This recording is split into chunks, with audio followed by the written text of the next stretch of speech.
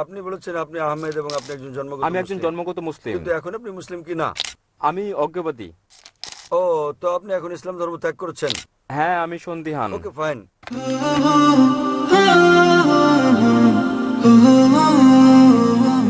ওকে, আমার প্রশ্ন হচ্ছে, কি জন্য আমার আপনার অন্যান্য মুসলিম ও আমার কিছু বন্ধুর মতো বিশ্বাস নেই? যদিও আমি ইসলাম অনেকখানি অনুসরণ করি এবং উমরা করেছি, কিন্তু এখনও আমি ইসলামে নিষিদ্ধ বেশিরভাগ পাপ কাজ করি এবং মাঝে মাঝে আমি নামাজ ইত্যাদিতে অলসতা করি, যা ইসলামে পালন করতে হয়। আমি অনেক বই পড়েছি অন্য ধর্ম সম্পর্কিত ও ষড়যন্ত্র তথ্য সহ, এবং ইউটিউবে আমি আপনার ভিডিও, প্রামাণ্যচিত্র ইত্যাদি দেখেছি, এবং আমার মাথায় আমার মাথায় ঘুরপাক খায় অনেক প্রশ্ন আল্লাহ, রাসূল ও সমগ্র মুসলিমদের ব্যাপারে।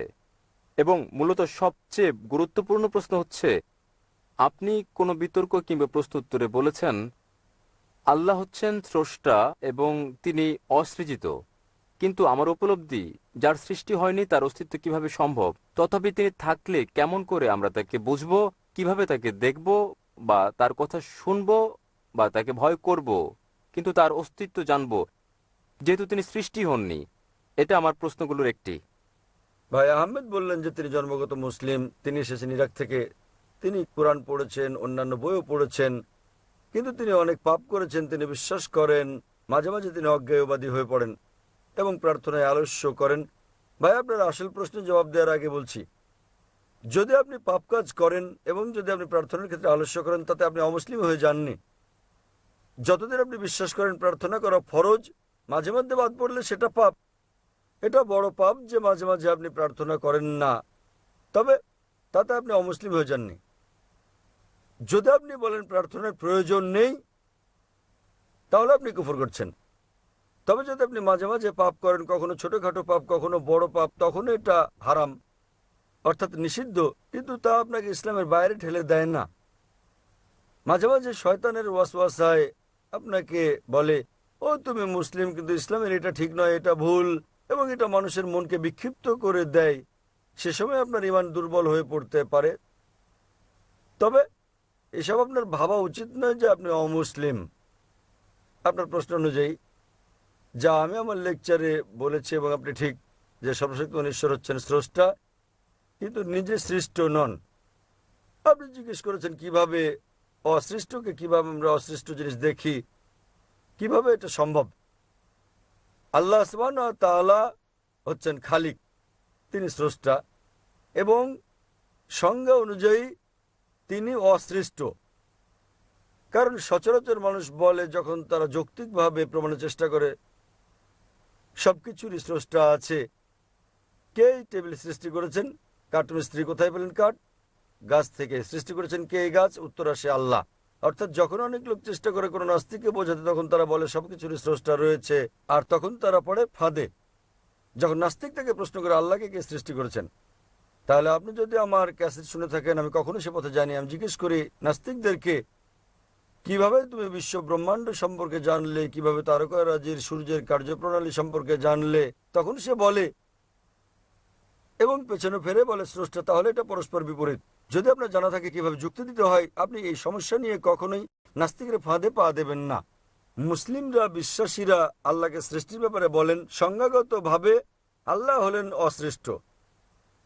এবং যদি আপনি প্রশ্ন করেন আল্লাহকে কে সৃষ্টি করেছেন, যদি আমার লেকচার শুনে থাকেন, আমি উত্তরটা দিয়েছি। ধরেন এক ব্যক্তি এসে আমাকে বলল যে আমার ভাই জন। হ্যাঁ, আমি জানি, আমি দেখেছি, আমি শুনেছি, তবে আমি বলতে চাই কিভাবে তিনি বিরাজ করেন সেটাই আল্লাহ, যদি তিনি অসৃজিত সেটাই হন। আপনিও আল্লাহর মধ্যে তফাৎ। তিনি কিভাবে বিরাজমান, মানে তিনি বিরাজিত ছিলেন পূর্ব থেকে, তার কোনো শুরু নেই। আপনার এবং আমার শুরু আছে মানুষের বেলায়, আর সেটাই আমাদের ও আল্লাহর মধ্যে পার্থক্য। আপনি বলতে পারেন না যে আল্লাহকে আমাদের মতো হতে হবে। যদি আল্লাহ আপনার আমার মতো হন, তাহলে তার ইবাদত করবো কেন? তাই আপনি কি বিগ ব্রাদারের ঘটনা কখনো শুনেছেন? এটি ব্যবহৃত হয় বিভিন্ন ক্ষেত্রে ও রাজনৈতিক কার্যকলাপে জনসাধারণকে নিয়ন্ত্রণ করতে। এই ধারণায় অনেক দেবদেবী যুক্ত করে পরবর্তীতে এটিকে একটি একেশ্বরবাদী ধর্মে পরিণত করা হয়েছে বিষয়টিকে সহজ করার বিগ জন্য। ব্রাদার আমি কখনো শুনি, বিগ ব্রাদার ধর্মের নাম। এটি একটি ধর্ম, এটা হচ্ছে একটি মতবাদ, একটি ধারণা, মূলত উদাহরণ। এতে কি বলা হয়েছে? কি? এই ধারণায় কি বলা হয়েছে? এতে কি বলা হয়েছে সেটা হচ্ছে, যখন আপনার একজন বড় ভাই থাকে, আপনার জীবনযাপন নির্বিঘ্ন হয়, যখন সার্বক্ষণিক দেখাশোনার জন্য আপনার কেউ থাকে, সবসময় আপনাকে বোঝেন, রক্ষা করেন, আপনার সঙ্গে থাকেন এবং আপনি তার সঙ্গে কথাও বলতে পারেন, যদিও তিনি কখনো আপনার সাথে কথা বলেন না, থাকতে পারেন আপনার স্বপ্নে ইত্যাদিতে, ফলে আপনার জীবন ধারণ সহজ হয়, যার কোনো বিগ ব্রাদার নেই এবং সব কাজ সহজে নিয়ন্ত্রণ করেন না এবং পুরোপুরি স্বাধীনতা ভোগ করা বড় শাসক ব্যক্তির জন্য বিপজ্জনক। এতে কি বলা হয়েছে আমি জানি না। বিগ ব্রাদার থাকতেও পারেন, বিগ ব্রাদার নাও থাকতে পারেন, তাতে কি এসে যায় ইসলাম এবং আল্লাহর? তাতে কি এসে যায়? কারণ মূলত আল্লাহ সব সময় আপনার খেয়াল রাখছেন। তিনি তাহলে আপনি কি বলতে চান আল্লাহ একজন বড় ভাইয়ের মতো? একেবারেই আপনার সুরক্ষার জন্য আপনি তাকে ব্যবহার করছেন, আপনি তাকে ছেড়ে দেবেন না। আপনি জানেন আমি কি বলছি। দেখেন, এটা হচ্ছে একটা হাইপোথিসিস, এটা হচ্ছে একটা ধারণা। যদি আপনি শুনে থাকেন কিভাবে আমি বোঝাই কোন নাস্তিককে, যদি আপনি আমার উত্তর শোনেন, আপনি বলেছেন আমি অজ্ঞবাদী, আপনি নাস্তিক। হ্যাঁ, আমার প্রথম কাজ হচ্ছে আমি তাকে অভিনন্দন জানাই। কি? আমি তাকে অভিনন্দন জানাই। হ্যাঁ, আপনি কি হ্যাঁ, আমার উত্তর শুনেছেন? হ্যাঁ, আপনি তাকে অভিনন্দন জানান। তবে আমি কোনো নাস্তিকের সঙ্গে আপনার বিতর্ক দেখিনি, আমি কেবল কিছু প্রশ্নের জবাব দিতে দেখেছি। ফাইন, তাহলে কি আপনি নাস্তিকের উত্তর শুনেননি? না, তবে আমি ডেভিড উইলিয়াম ক্যাম্পবেলের সঙ্গে আপনার বিতর্ক দেখেছি এবং ডেভিড উইলিয়াম ক্যাম্পবেল তো নাস্তিক নন। জি জি। যখন কোন নাস্তিক আমাকে বলে তিনি আপনার মতো বিগ ব্রাদার তত্ত্বের মতো ঈশ্বরে বিশ্বাস করেন না, হ্যাঁ, এবং আপনি এই তত্ত্বে বিশ্বাস করলে আমি আপনাকে জিজ্ঞেস করব, প্রথম কাজ হচ্ছে আমার নাস্তিককে অভিনন্দন জানানো। কেন জানেন? হ্যাঁ, কারণ তারা ভাবে এবং তারা অনুসরণ করে না যা তাদের পিতামাতার করে এবং যে না জাতীয়। না, আমি তাকে অভিনন্দন জানাই কারণ তিনি অন্ধবিশ্বাস করেন না। অন্যরা অন্ধবিশ্বাস করছে। তিনি খ্রিস্টান কারণ তার পিতা খ্রিস্টান, তিনি হিন্দু কারণ হ্যাঁ, তার পিতা হিন্দু, বেশিরভাগ মুসলিমের পিতা মুসলিম হওয়ার কারণে মুসলিম। তিনি বলছেন কোনো ঈশ্বর নেই। তিনি বলছেন ইসলামী শাহাদার প্রথম অংশ লা ইলাহা। যে কারণে আমি তাকে অভিনন্দন জানাই তা হচ্ছে তিনি বলছেন প্রথম অংশ ইসলামী শাহাদার, ইসলামী রীতির লা ইলাহা। কেবল যে জিনিসটা আমাকে করতে হবে তা হচ্ছে ইল্লাল্লাহ, যা আমি করবো ইনশাল্লাহ। তাই যদি আপনি আমার উত্তর শুনে থাকেন, একজন নাস্তিক হয়েছেন কারণ তিনি বিজ্ঞানে বিশ্বাস করেন, যুক্তিতে বিশ্বাস করেন, অথবা আমি তাকে জিজ্ঞেস করি যদি তার সামনে একটি যন্ত্র আনা হয় যা বিশ্বের কেউ কখনো আগে দেখেনি, এবং যদি এই প্রশ্ন করা হয় যে কে সর্বপ্রথম এই নতুন যন্ত্রের গঠন পদ্ধতি বলতে পারবে, তাহলে উত্তরটা কি? অবশ্যই এর স্রষ্টা, এর উৎপাদনকারী, এর নির্মাতা। স্রষ্টা, উৎপাদনকারী, প্রস্তুতকারী। তাহলে যখন আমরা তাকে জিজ্ঞেস করি যে কিভাবে এই পৃথিবী সৃষ্টি হলো, তিনি বিগ ব্যাং এর কথা বলবেন। তিনি যা বলবেন তা 1400 বছর আগে উল্লেখ করা হয়েছে কোরআনে, সূরা আম্বিয়া অধ্যায় নম্বর 21 আয়াত নম্বর 30। أولم ير الذين كفروا أن السماوات والأرض كانت رتقا فتقناهما। অবিশ্বাসীরা কি দেখে না আসমান ও জমিন একত্রিত ছিল এবং আমি তাদের পৃথক করেছি? এটা আপনারা জেনেছেন 50 বছর আগে কোরআনে এটা উল্লেখ করা হয়েছে। 1400 বছর আগে কে উল্লেখ করতে পারেন?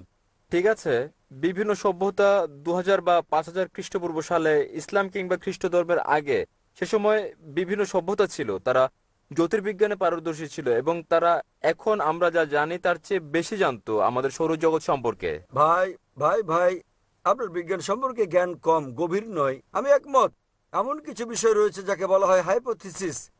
উদাহরণস্বরূপ আমরা জানতে পেরেছি, আমাদের কাছে প্রমাণ আছে যে পৃথিবীকে ডিম্বাকৃতি বলা হয়েছে 1577 সালে। আমি জানি যে খ্রিস্টপূর্ব 600 সালে পিথাগোরাস ছিলেন যিনি বিশ্বাস করতেন যে পৃথিবী ডিম্বাকৃতি। তিনি এও বিশ্বাস করতেন পৃথিবী মহাবিশ্বের কেন্দ্রবিন্দু, যেটা ছিল ভুল। আপনি আমাকে এমন একটা সভ্যতা দেখান যা কোরআনে বর্ণিত সবকিছু বিশ্বাস করত। আমি আপনাকে চ্যালেঞ্জ করছি, আপনি যা বলেছেন আপনি কি বোঝাতে চান? কোন ব্যক্তি ছিলেন যিনি বলেছেন ঠিক আছে এই সভ্যতার 100টি জিনিসের মধ্যে 2টো জিনিস ঠিক, 100 জিনিসের মধ্যে 5টি জিনিস ঠিক। এই 100-র মধ্যে যাচাই বাছাই কে করতে পারেন? আর কেউ নন, স্রষ্টা। যদি আপনি জানেন 10টি ভিন্ন ভিন্ন সভ্যতা ছিল, শত শত সভ্যতা ছিল, আমরা জানি অতীতে এমন একটিও সভ্যতা ছিল না যারা বিজ্ঞানের সবকিছু জানতো আজ আমরা যা জানি। তাহলে কোথায় আপনার যুক্তি, কোথায় আপনার তত্ত্ব? আমি জানি নির্দিষ্ট বিষয়গুলো ছিল ধারণাগত, যা পরে প্রমাণিত হয়েছে, কিন্তু এমন একটি সভ্যতাও ছিল না যারা সবকিছু জানতো যা কোরআনে উল্লেখ করা হয়েছে। তাহলে উত্তর চলে আসছে মূল প্রশ্নের, এসবগুলো কোরআনে কে সংরক্ষণ করেছেন? 1400 বছর আগে কেউ কি পারত বলতে ঠিক আছে 100 জিনিসের মধ্যে 3টি ঠিক, এই 100-র মধ্যে দুটো ঠিক, এই 100-র মধ্যে এটা সম্ভব নয়, গাণিতিকভাবে এটা সম্ভব নয়। Well, আপনি অতিরিক্ত কোনো বিষয়ের ধারণা দেননি। আমি বুঝাতে চাই জ্ঞানী শক্তি এবং ভাই, আমি আপনাকে একটা সহজ প্রশ্ন করেছি, এখানে বিতর্ক করতে আসিনি। হ্যাঁ আমি আপনাকে একটা প্রশ্ন করছি, এমন একটা সভ্যতার কথা বলুন আপনি অন্য কিছু জানতে চাচ্ছেন। আমরা হ্যাঁ। এখানে আলোচনায় বসিনি, আপনি রুমে আসতে পারেন আলোচনার জন্য। আপনি প্রশ্ন করবেন, আমি আপনাকে উত্তর দেব। আপনি পুরনো সভ্যতার কথা বললেন, আমি বললাম ঠিক বলেছেন, তবে 100-র মধ্যে 98টি ছিল ভুল। তাই আমি আপনাকে জিজ্ঞেস করি, কে এসব কোরআনে উল্লেখ করেছেন? আপনি এখন অন্য কিছু বলছেন। হ্যাঁ আমি আপনাকে সাধারণ প্রশ্ন জিজ্ঞেস করছি, 2+2 সমান কত? আপনি বলছেন, আমি বলছি 3 × 3 সমান কত? আমি আপনার নাম জিজ্ঞেস করছি, আপনি বলছেন আপনি কোথায় থাকেন। হ্যাঁ আমি আপনাকে একটা সাধারণ প্রশ্ন করছি, আমাকে একটা সভ্যতার নাম বলেন যার সবকিছু ছিল যা কোরআনে উল্লেখ আছে। আপনি একটুও জানেন কিনা, হ্যাঁ কিনা? ওয়েল সবকিছু অবশ্যই নয়। এমনকি 10%ও নয়। কেন? বেবিলনীয়রা তো জানতো কিছু গ্রহ সম্পর্কে এবং এই ধরনের। কোরআনে কেবল গ্রহের কথাই বলা হয়নি, কোরআনে হাজারো জিনিসের কথা বলা হয়েছে। ধরেন 1000 জিনিস কোরআনে আছে, এই 10% সমান 100টা জিনিস। ব্যাবিলনীয়রা কি পবিত্র কোরআনের 100টি বিষয় সম্পর্কে জানতো? না, কারণ তারা পারতো। আপনি জানেন না, তারা 5-6টি জিনিস জানতো। পার্সেন্টেজের হিসেবে খুবই কম। অবশ্যই। তাহলে কোরআনের রচনাকারী হতে পারেন কে? সৃষ্টিকর্তা ছাড়া কোনটি ঠিক কোনটি ভুল জানার জন্য বর্তমানে বিজ্ঞান সুপ্রতিষ্ঠিত করেছে ব্যাবিলনীয়দের উল্লেখিত ধারণা অনেক শতাব্দী পর আজ প্রমাণিত হয়েছে। তাহলে অতীতে ছিল এগুলো শুধুমাত্র ধারণা, যার মধ্যে অনেকগুলো বাতিল হয়ে গেছে, কয়েকটি গৃহীত হয়েছে। অতএব যেগুলো শতভাগ সঠিক তার সবগুলো সন্নিবেশিত করেছেন স্রষ্টা, অন্য কেউ নয়। আশা করি উত্তরটা পেয়েছেন। হ্যাঁ।